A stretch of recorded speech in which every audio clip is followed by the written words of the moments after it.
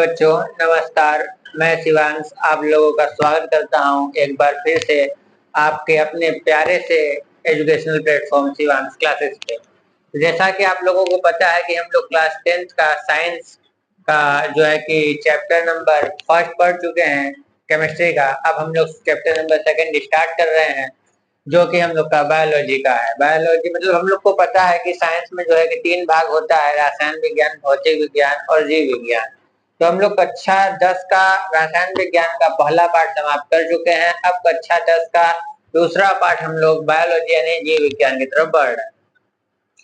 तो बच्चों अगर आप लोगों को पहला पार्ट देखना है तो आप लोग जाइए, उसका प्लेलिस्ट है, आप लोग उस पर सर्च करिए और देख सकते हैं। इंग्लिश का, मैथ का और साइंस का तीनों का प्लेलिस्ट बना हुआ है, आप लोग जल्दी जल्दी जाइए और देख लीजिए। और आप लोगों का ज्यादा समय न नष्ट करते हुए आज हम लोग शुरू करने वाले हैं जैव प्रक्रम, जिसको हम लोग लाइफ प्रोसेस के नाम से भी जानते हैं। तो जैव प्रक्रम होता क्या है इसके बारे में तो जानेंगे ही, लेकिन इससे पहले हम लोग को यह जानना बहुत ज्यादा जरूरी है कि जो जीव विज्ञान है उसमें जीव का अर्थ क्या है। जीव विज्ञान भी 2 भागों में बटा हुआ है, एक तो वनस्पति और दूसरा जंतु। तो जिसमें हम लोग जीव के बारे में अध्ययन करते हैं वही क्या है, हम लोग का जीव विज्ञान है। और जीव विज्ञान में भी 2 भाग है, एक वनस्पति विज्ञान और एक जंतु विज्ञान। तो जिसमें हम लोग वनस्पति के बारे में अध्ययन करते हैं वो वनस्पति विज्ञान है, और जिसमें हम लोग जंतु के बारे में अध्ययन करते हैं वे जंतु विज्ञान के नाम से, जूलॉजी और बॉटनी के नाम से जाना जाता है। वनस्पति विज्ञान यानी बॉटनी और जंतु विज्ञान यानी जूलॉजी। तो आज हम लोग क्लास 9 में तो इतना काफी कुछ है नहीं, फिर भी हम लोग शुरू करते हैं जैव प्रक्रम, जिसमें जीवों के बारे में अध्ययन करेंगे। तो अब हम लोग को जीव से एक बात याद आया कि जो हम लोग के पृथ्वी पर उपस्थित है या फिर हम लोग के आसपास बहुत सारा चीज उपस्थित है, जैसे कि आपके सामने मैं ही उपस्थित हूँ, मेरा व्हाइट बोर्ड उपस्थित है, मेरा मार्कर उपस्थित है, मेरा शर्ट है, माइक है और आई कार्ड है और बहुत सारा चीज हमारे अगल बगल उपस्थित है। तो आप लोगों के दिमाग में भी कभी न कभी आया होगा बच्चों की, क्या ये सभी चीज जो है कि हम लोग की तरह है? नहीं। तो पेड़ पौधों की तरह है? नहीं। तो क्या हम लोग इसकी तरह है? तो नहीं। तो हम लोग में कुछ न कुछ अंतर है और अंतर होना भी आवश्यक है। सबके बीच में थोड़ा थोड़ा अंतर है। जैसे हम आपके सामने लगातार बोलते हैं, एक्सप्लेन करते हैं, चीजों को समझाते हैं, लेकिन ये क्या एक्सप्लेन कर पाता है? ये मेरे जैसा काम नहीं कर पाता। बहुत सारा अंतर है हम मेरे और इसके बीच में। मेरे इसके बीच में क्या अंतर है? मैं देखो बोल पा रहा हूँ, ये बोल पा रहा है? नहीं बोल पा रहा है। मैं समझा पा रहा हूँ, ये समझा नहीं पा रहा है। मैं मूवमेंट कर पा रहा हूँ, मैं गति कर पा रहा हूँ, ये गति नहीं कर पा रहा है। ठीक है। मैं सांस ले पा रहा हूँ, ये सांस नहीं ले पा रहा है। मेरे अंदर बहुत सारा क्रिया हो रहा है और जो क्रिया मेरे अंदर बहुत सारा हो रहा है वो इसके अंदर नहीं हो रहा है। तो हम लोग इसको रिलेट करते हुए, अपने जीवन से रिलेट करते हुए इस चैप्टर को सीखेंगे तब और ज्यादा मजा आएगा और सीखा जाए। इसमें सबसे पहले हम लोग को देखिए पढ़ना क्या है। सजीव वस्तुएं, निर्जीव वस्तुएं क्या होती हैं, सजीव वस्तुएं और क्या होती है निर्जीव वस्तुएं। जैव प्रक्रम क्या है, पोषण क्या है और पोषण के प्रकार क्या है, स्वपोषी पोषण क्या है और परपोषी पोषण क्या है। अगर समय मिलता है तो हम लोग परपोषी पोषण के भी प्रकार जान जाते हैं। ठीक है, जो कि मुख्यतः 3 प्रकार का होता है।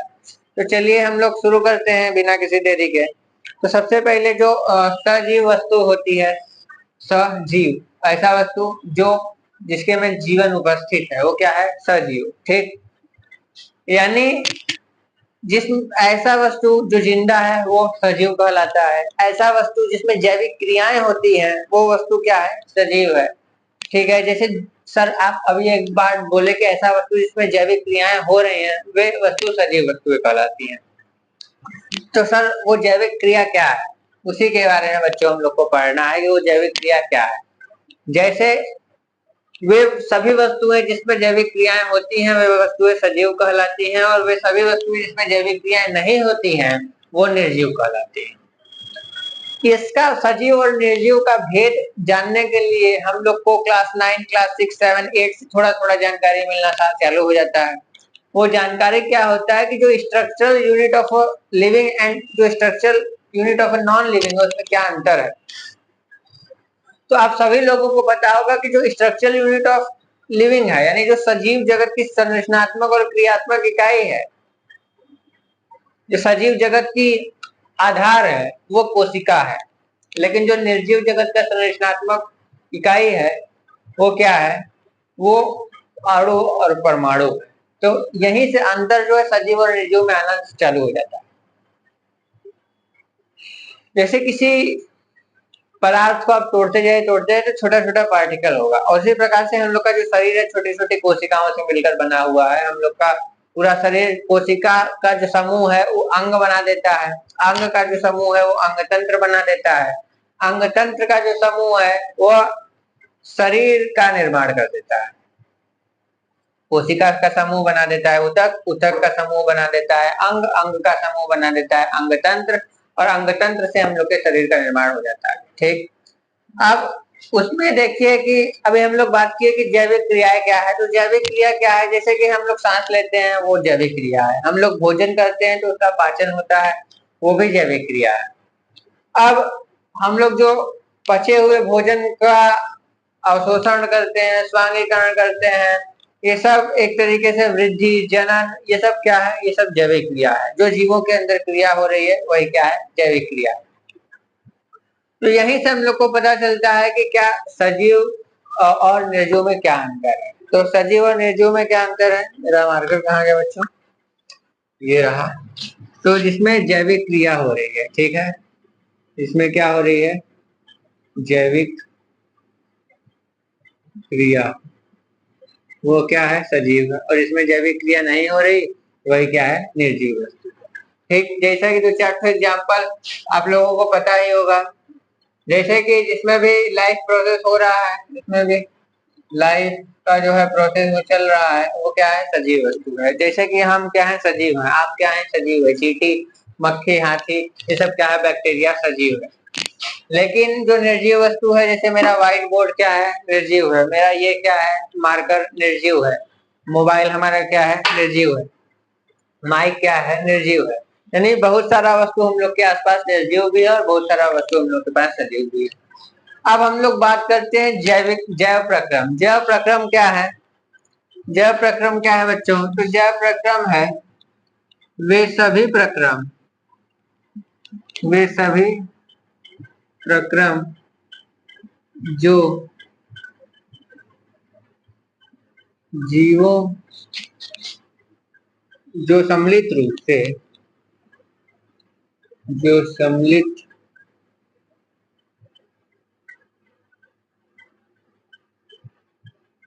रूप से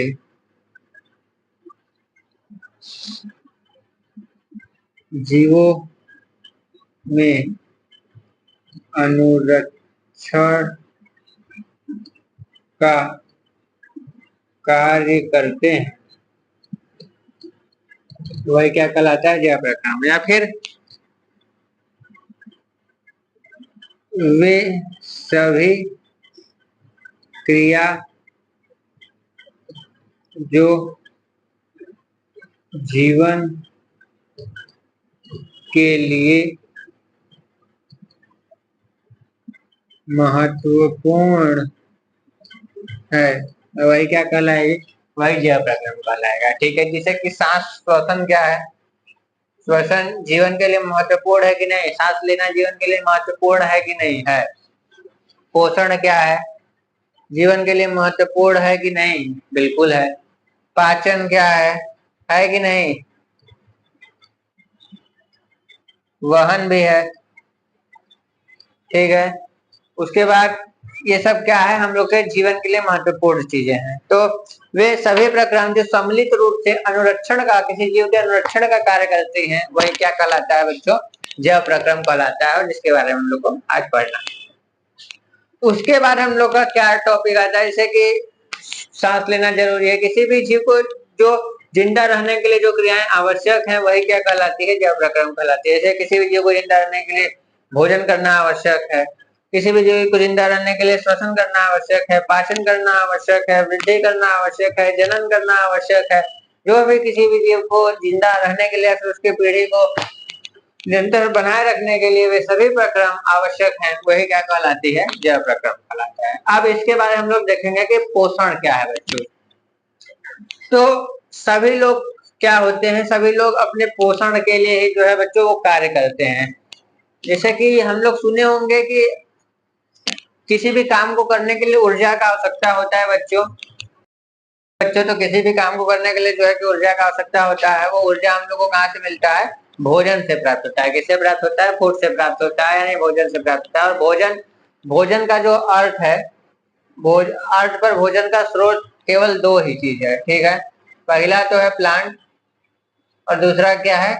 एनिमल, ठीक है। यानी जो प्राइमरी सोर्स है वो क्या है? प्लांट है, और दूसरा सेकेंडरी सोर्स है वो क्या है? एनिमल है। जो भोजन है उससे हम लोग को ऊर्जा प्राप्त होता है, और भोजन को प्राप्त करने का दो सोर्स है, एक प्राथमिक और एक द्वितीयक सोर्स। प्राथमिक सोर्स पौधा है, पौधे से हम लोग तेल, सब्जी और फल फूल, मसाला, मेडिसिन, बहुत सारा चीज प्राप्त करते हैं। और एनिमल से भी हम लोग बहुत सारा भोजन प्राप्त करते हैं, जैसे कि दूध हो गया, और दूध से भी बहुत सारा प्रोडक्ट का निर्माण हो जाता है। शहद हो गया, उसके बाद मछली हो गई, मतलब फिश, एग, फ्लेश, मीट, बहुत सारा चीज हम लोग जानवरों से भी प्राप्त करते हैं। तो इसीलिए क्या हो गया? सेकेंडरी सोर्स हो गया। तो वो जो भोजन करते हैं हम लोग, किसी भी जीव, कोई भी जीव जो है वो भोजन को ग्रहण कर रहा है, कोई भी किसी भी जीव द्वारा अगर भोजन को ग्रहण किया जा रहा है और उस ग्रहण किए हुए भोजन से अपने ऊर्जा का निर्माण कर रहा है और उस ऊर्जा को अपने कार्य में यूज कर ले रहा है, वही क्या कहला रहा है? पोषण कहला रहा है, ठीक। किसी भी जीव द्वारा भोजन को ग्रहण करना और उसको पचाकर अपने कार्य के लिए ऊर्जा का निर्माण करना ही क्या कहला रहा है? पोषण कहला रहा है। अब जैसे हम लोग के शरीर में भी बहुत सारा काम होता है, बहुत सारा टूट फूट होता है, बहुत सारा कोशिका डैमेज होता है, टिश्यू डैमेज होता है, तो उसको रिपेयर करने के लिए भी हम लोग को ऊर्जा का आवश्यकता पड़ता है, और जो हम लोग को भोजन से प्राप्त हो जाता है। तो जो पोषण है वो बहुत ही जरूरी है हम लोग के लिए। क्यों जरूरी है? क्योंकि पोषण है तो किसी भी काम को हम लोग आसानी से कर सकते हैं। किसी भी काम को करने के लिए ऊर्जा का आवश्यकता है, और ऊर्जा हम लोग को भोजन से मिला है। तो जब हम लोग पोषण करते हैं तो वही हम लोग को भोजन प्राप्त हो जाता है। तो पोषण क्या है? एक तरीके से भोजन का अंतर्ग्रहण, भोजन का पाचन, भोजन का अवशोषण और भोजन का स्वांगीकरण सम्मिलित रूप से क्या कहला रहा है? पोषण कहला रहा है, ठीक। फिर से एक बार देख लीजिए। भोजन का अंतर्ग्रहण, भोजन का पाचन, भोजन का जो है अवशोषण, भोजन का स्वांगीकरण सम्मिलित रूप से क्या कहला रहा है? पोषण कहला रहा है। या फिर इसको ऐसे भी बोल सकते हैं कि किसी भी जीव द्वारा भोजन को ग्रहण करना, ग्रहण किए गए भोजन को पचाकर अपने कार्य के लिए ऊर्जा का निर्माण करके उसका उपयोग करना ही क्या कहलाता है? पोषण कहलाता है। पोषण का आवश्यकता क्यों है? पोषण का आवश्यकता इसलिए है क्योंकि हम लोग के शरीर के वृद्धि और विकास के लिए पोषण का आवश्यकता है। हम लोग के शरीर को स्वस्थ रखने के लिए पोषण का आवश्यकता है। हम लोग के शरीर के अंदर कोशिका और ऊतक के मरम्मत के लिए पोषण का आवश्यकता है, ठीक है। किसी भी कार्य को करने के लिए जो ऊर्जा चाहिए उसके लिए हम लोग को पोषण का आवश्यकता है। अब जो पोषण है वो पोषण का प्रकार कितना होता है? पोषण का प्रकार देखिए लिखा है, स्वपोषी पोषण और परपोषी पोषण। नाम के हिसाब से इसका डेफिनेशन हम लोग बनाएंगे तो स्वपोषी, जो अपना पोषण स्वयं करता हो वो क्या कहलाता है? स्वपोषी पोषण। और ऐसा पोषण स्वपोषी पोषण कहलाता है। और जो जीव स्वपोषी पोषण करता है उस जीव को हम लोग स्वपोषी जीव के नाम से जानते हैं। परपोषी पोषण क्या है? वे पोषण जो स्वयं अपने भोजन का निर्माण ना करे, वो दूसरे के ऊपर निर्भर रहता है अपने पोषण के लिए, वैसा पोषण परपोषी पोषण कहलाता है। और जो जीव परपोषी पोषण करता है उस जीव को हम लोग परपोषी जीव के नाम से जानते हैं, ठीक है बच्चों। तो जैसे स्वपोषी पोषण कौन करता है? सभी हरे पौधे क्या करते हैं? स्वपोषी पोषण करते हैं। यानी जितने भी हरे पौधे हैं वे अपना भोजन स्वयं बना देते हैं, अपना भोजन क्या करते हैं? स्वयं बना देते हैं, और इसीलिए वह स्वपोषी जीव कहलाते हैं। अब आप लोग के दिमाग में आया होगा कि वे सब अपना भोजन स्वयं कैसे बना लेते हैं।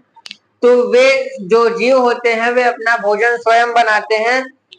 उस प्रक्रिया का नाम होता है, आप लोग पहले कमेंट कर लीजिए, उस प्रक्रिया का नाम आप लोग कमेंट करिए, ठीक है। तो उस प्रक्रिया का नाम क्या है? प्रकाश संश्लेषण। तो जो स्वपोषी जीव है वो अपना भोजन का निर्माण प्रकाश संश्लेषण प्रक्रिया द्वारा करता है। उस प्रक्रिया में क्या होता है कि जितने भी हरे पौधे होते हैं वे सूर्य के प्रकाश के उपस्थिति में वायुमंडल से कार्बन डाइऑक्साइड गैस लेकर पत्तियों में उपस्थित क्लोरोफिल की सहायता से मृदा से जल और खनिज लवण लेकर अपने भोजन का निर्माण करते हैं। उस प्रक्रिया को प्रकाश संश्लेषण के नाम से जाना जाता है। प्रकाश संश्लेषण का डिटेल हम लोग नेक्स्ट वीडियो में देखेंगे और नेक्स्ट वीडियो में हम लोग ये भी जानेंगे कि परपोषी पोषण जो है वो कितने प्रकार का होता है। तो परपोषी पोषण मुख्यतः 3 प्रकार का होता है, मृतो प्राणी संपोषण, मृतोपजीवी और मृतोपजीवी पोषण और परजीवी पोषण। तो इस तीनों के बारे में हम लोग नेक्स्ट वीडियो में देखेंगे। तब तक के लिए धन्यवाद। और अगर आप लोगों को समझ में आया हो तो अपने फ्रेंड सर्कल में ज्यादा से ज्यादा शेयर करिए और अपने परिवार को बढ़ाइए। तब तक के लिए धन्यवाद। नेक्स्ट